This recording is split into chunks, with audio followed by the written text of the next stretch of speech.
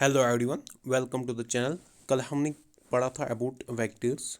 Vectors में हमने पढ़ा था इसके बेसिक्स के अबाउट।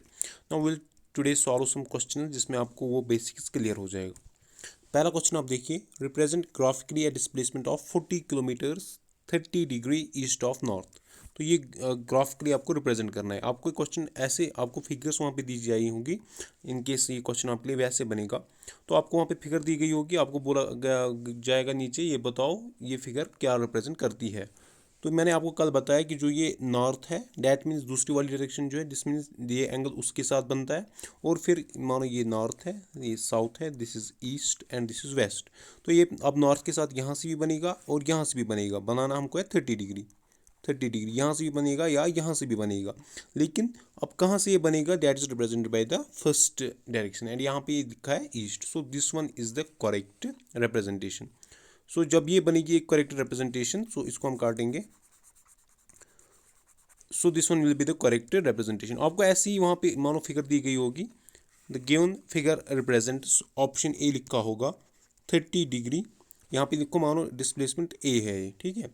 तो यहाँ represents a displacement a along 30 degree east of north, 30 degree west of north, 30 degree south sorry east of south and 30 degree east of west. तो ऐसे आप पे या आपके लिए यहाँ पे क्वेश्चन बन सकता है। दिस एन इजी क्वेश्चन जो आपको आना चाहिए, right. Question number 2 is about the scalars and vectors. ये क्वेश्चन आपको आना चाहिए। And third one again being about scalars and vector quantities, ये भी आपको आना चाहिए। क्वेश्चन 4 पे हम फोकस करते हैं। Question 4 is about identify the following vectors, coinitial vectors, equal vectors, collinear but not equal. इस ये वाली फिगर हमको दी गई, यहाँ पे हमको आइडेंटिफाई करने हैं ये वाले वेक्टर्स। पहला देखते हैं कोइंशियल वेक्टर्स। कोइंशियल मैंने आपको कल बोला था these are the vectors which are having the same initial point. तो यहाँ पे अगर आप देखेंगे या इस वाली पॉइंट को हम फोकस करेंगे तो ये इन दो वेक्टर्स का सेम इनिशियल पॉइंट है। That means vector A and vector D, these are the coinitial vectors. यहाँ पे अगर हम फोकस करेंगे, यहाँ पे इसका हेड मिलता है और यहाँ पे इसकी टेल मिलती है। So this is not the coinitial point, this one is the coinitial point and the coinitial vectors are A vector and D vector. Next point wait से इक्वल वेक्टर्स। यहाँ पे बताओ इक्वल वेक्टर्स कौन है। Equal vectors के लिए मैंने कल आपको बोला था दो कंडीशंस है। For equal vectors, we have two conditions. Number first, they should be having the same magnitude, and number second, they should be facing in the same direction, or they should be having the same direction. Same magnitude हम कैसे देखेंगे, with the length of this vector. यहाँ पे अगर आप देखेंगे, this is almost a square, the length of this vector, this vector, this vector, this vector, all of the four vectors that is same. So what we have to focus now on is the direction. तो equal vectors की direction भी same होती है। आप देखिए ये वाला vector और ये वाला वेक्टर, इन दोनों की डायरेक्शन सेम है।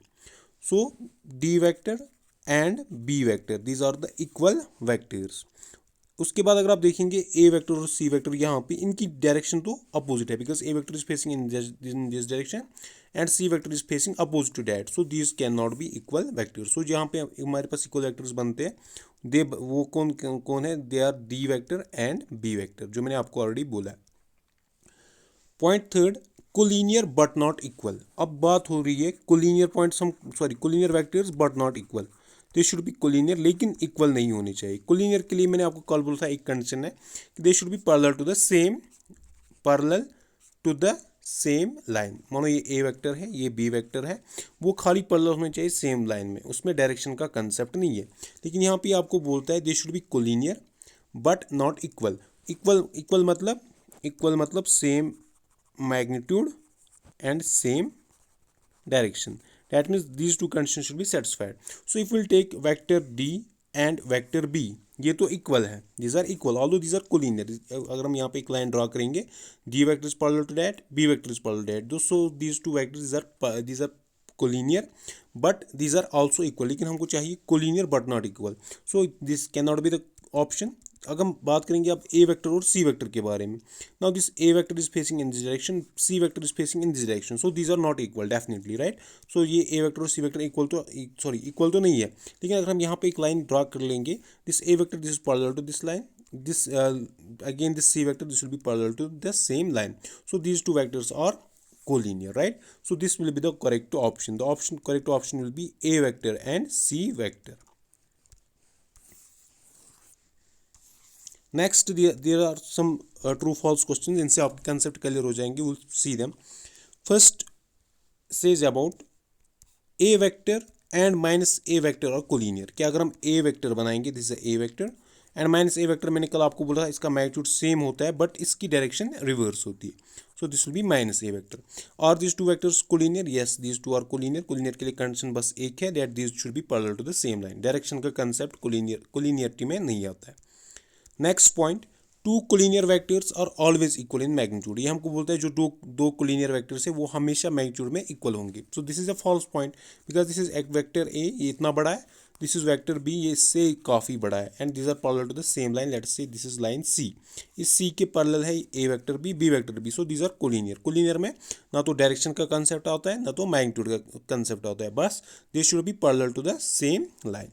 So this is again a false. This a vector and minus a vector are collinear. Like this is true because a vector और minus a vector parallel होते हैं same line के।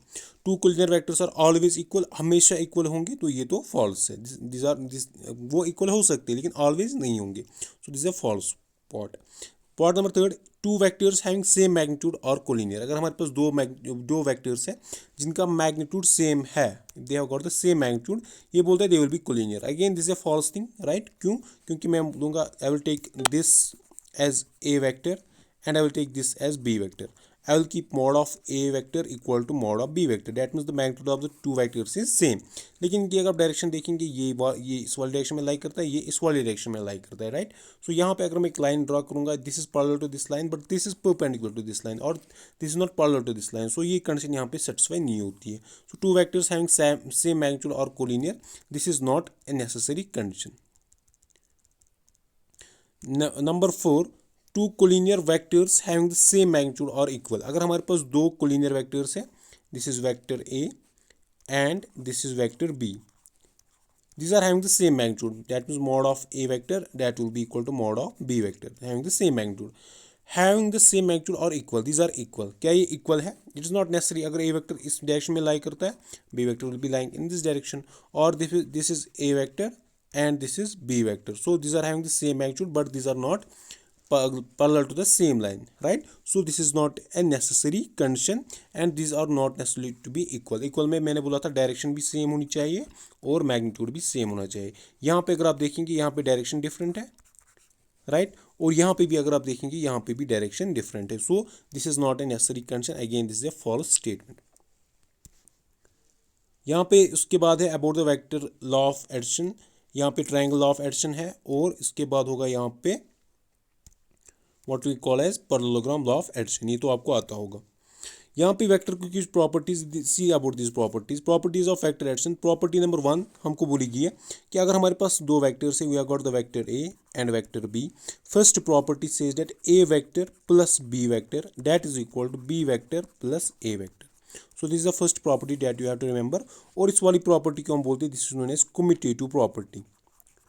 Commutative property, so अगर आपको option आता है which are the following represent commutative property, something like A vector plus B vector that will be equal to B vector plus A vector. ये तो हमने सेट्स में भी पढ़ा था या बाकी जगहों पे भी हमने ये पढ़ा था, ये आपको क्लियर होना चाहिए। प्रॉपर्टी नंबर 2 जो यहाँ पे है, that's called associative property. Associative property में हमेशा दो से ज़्यादा यानी 3 वेक्टर्स आते हैं इसमें। ये बोलता है अगर हमारे पास ए वेक्टर है, बी वेक्टर है और सी वेक्टर है, पहले मानो हमने ए वेक्टर प्लस बी वेक्टर किया, पहले हमने इन दो को ऐड किया, उसके बाद हमने इसमें सी वेक्टर ऐड किया, this will be same as हम पहले ए वेक्टर को रखेंगे अलग, पहले हम B vector plus C vector को ऐड करेंगे। ये तो मैंने आपको बहुत अच्छे से समझाया इन सेट्स में। So this is known as associative property. So vectors हमारे पास क्या क्या फॉलो करते हैं? They follow the commutative property and number 2 they follow the associative property as well, right? ये प्रॉपर्टीज वेक्टर्स फॉलो करते हैं। नेक्स्ट यहाँ पे हम बात करेंगे about multiplication of A vector by scalar.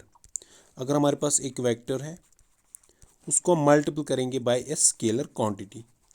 मानो मेरे पास एक वेक्टर ए वेक्टर है, I will multiply this by some scalar quantity lambda, so the new vector will be lambda times A vector, और इसका मैग्नीट्यूड कितना होगा, the magnitude will be multiplied by, if हमारे पास ए वेक्टर था उसका magnitude था mod of A vector, so अगर हमने अब लिया lambda times A vector, lambda times A vector, इसका मैग्नीट्यूड बनेगा mod of lambda times A vector, right.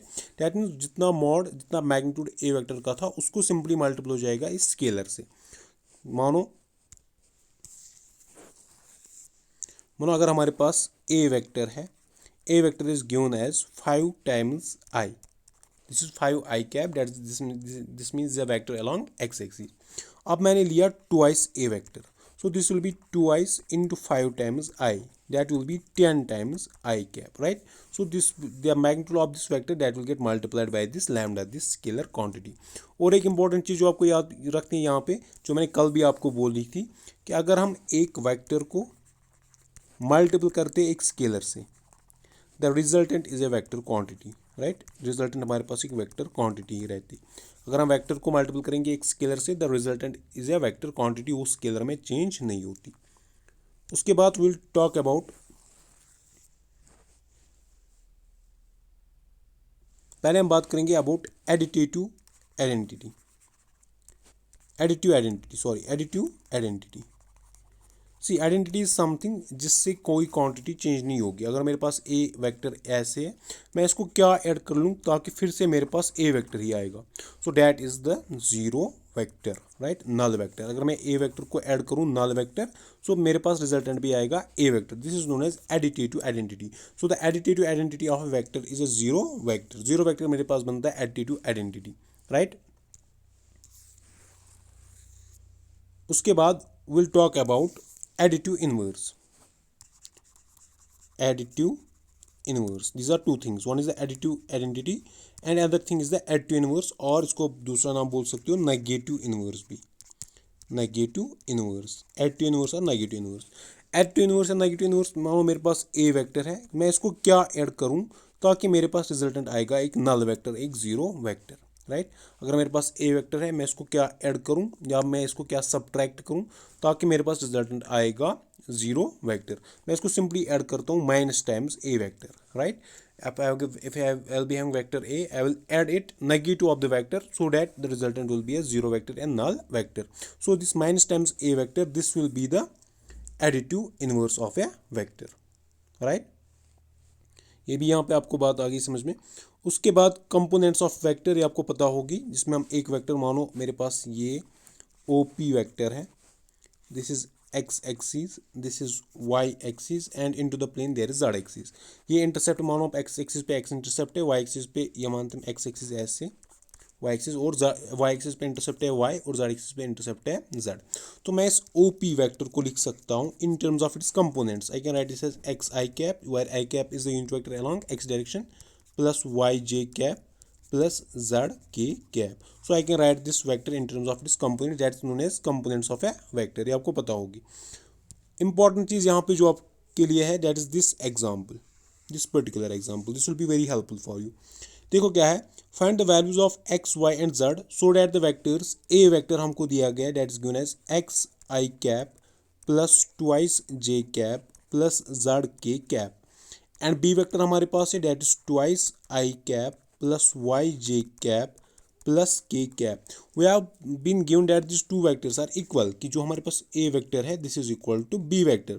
what we have to do is that we have to find the value of x, y and z, x, y और z का हमको value निकालना है। ये question आपको पूछा जा सकता है, we will be given two vectors like this a vector and b vector and will be asked that these two vectors are equal, now you have to find the missing terms like x, y and z। तो यहाँ पे आपको simply याद रखना है, मैंने आपको बोला था कि जो two vectors are equal only when they have the same magnitude and the same direction। तो that means अगर हमें in terms of components दिया गया है, their components should be same, their components should be same, उनके जो components है they should be same। that means उसका component, पहले वाले का component along x axis that is along I cap, दूसरे along y axis that is along j cap and along Z axis that is along के cap. पहले के components और दूसरे के कंपोनेंट्स होने चाहिए सेम। यहाँ पे देखिए पहले के component along X axis that is X और दूसरे का है वो 2, so this implies X should be equal to 2। दूसरे में आप देखिए पहले का component along Y axis that is 2 और that should be equal to along Y component of B, so that should be equal to B, sorry equal to Y. और similarly यहाँ पे Z should be equal to 1। So this an easy thing, ये चीज़ें आपको आनी चाहिए, this are very easy things. अगर आपको कुछ भी मैथ्स नहीं आता लेकिन फिर भी ये जस्ट इक्वेट करनी है तो ये चीज़ें आपको आनी चाहिए। दिस विल बी, ये क्वेश्चन आपके लिए बहुत ज़्यादा महत्वपूर्ण रहेगा। नेक्स्ट क्वेश्चन की हम बात करेंगे। Let a vector is equal to this, b vector is equal to this, if mod of a vector is equal to mod of b vector or the two vectors equal। हमको a vector दिया गया as I cap plus twice j cap and b vector is given as twice I cap plus j cap। यहाँ पे ये बात बोलता है कि mod of a vector that is equal to mod of b vector, that means the two vectors are having the same magnitude। now what we have to say, are the two vectors equal, क्या ये दो vectors equal है? मैंने आपको बोला दो vectors तब भी इक्वल होंगे जब उनके कॉरस्पॉन्डिंग एलिमेंट सेम होंगे, that means I cap should be same, J cap should be same. लेकिन you can see clearly these are not same, so the two vectors are not equal, they are the distinct vectors, they are the separate vectors because their components are distinct. Number third important question, mark this question as important. ये question जो है this one, find unit vector in the direction of in direction of a vector a given as twice I cap plus 3j cap plus k cap। so you are given a vector this and you have to say what is the unit vector in the direction of this particular vector। remember जो एक unit vector होता है उसको मैंने कल बोला था आपको, उसको हम एक कैप से रिप्रेजेंट करते हैं, that is given as 1 by mod of a vector into a vector। you should be remembering this formula, it's a very important formula, that is unit vector is given as 1 by mod of a vector into that particular vector, right। देखो इसको हम यहाँ पे solve करेंगे।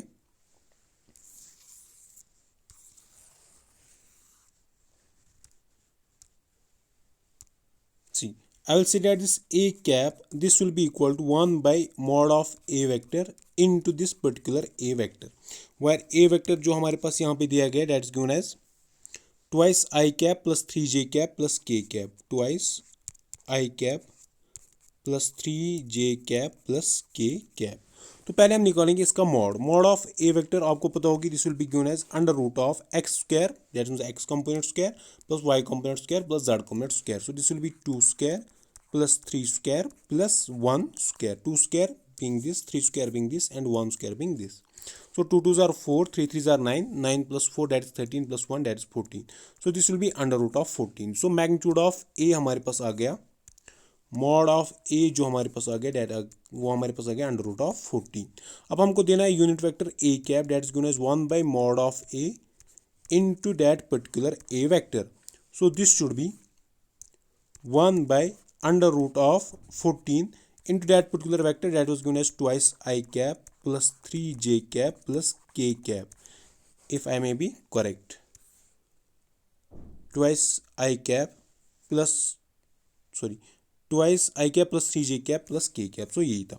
सो यहाँ पे हम क्या करेंगे, इसको हम फर्दर सॉल्व करेंगे। This will be given as 2 by under root of 14 I cap plus 3 by under root of 14 j cap plus k cap by under root of 14।